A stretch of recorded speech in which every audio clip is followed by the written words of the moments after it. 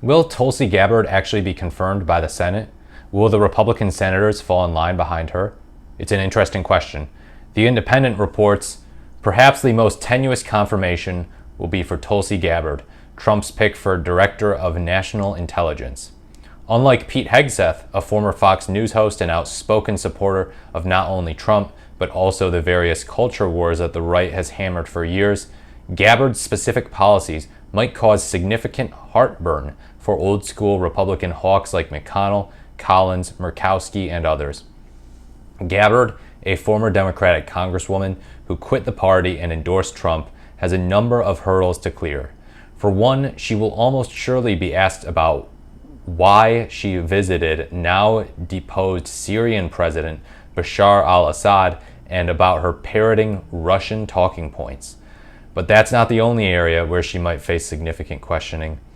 Senator Angus King, an independent from Maine who caucuses with the Dems, told The Independent that she faces significant questions about her previous support for Edward Snowden, a former National Security Agency intelligence contractor and whistleblower who leaked classified documents revealing the existence of U.S. global surveillance programs.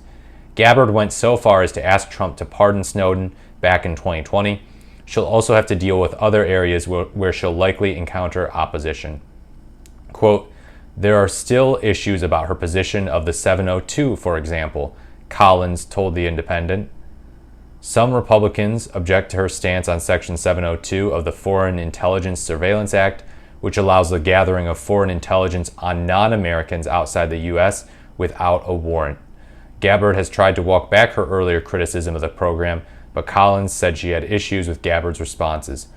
The hearing will take place during the same time as the confirmation hearing of one of Trump's other nominees who will give Republicans heartburn, the Health and Human Services hearing for RFK Jr., the environmental lawyer turned anti-vaccine activist. Yeah, that guy went from hard left to hard right pretty quick, huh? Quote, "That's going to make things difficult for those of us who serve on both committees," said Susan Collins, who serves on both the Intelligence Committee and the Senate Health, Education, Labor, and Pensions Committee. Gabbard became a favorite even before her defection from the Democratic Party. During the first Trump transition, she visited Trump Tower in New York and earned praise from Trump world luminaries like Steve Bannon. Yeah, so Tulsi Gabbard, I wonder if Trump's just biting off more than he can chew with this one, because it's like she's a former Democrat, so it feels cool and edgy to have a former Democrat in a Republican administration. But it's like, when she was a Democrat, she did take some pretty hardline, left-leaning stances. So the Republicans might be adverse to that.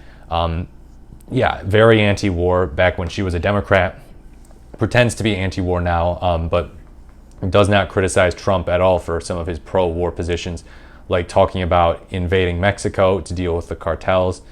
So yeah, kind of just pro-war for Republicans, anti-war against the Democrats.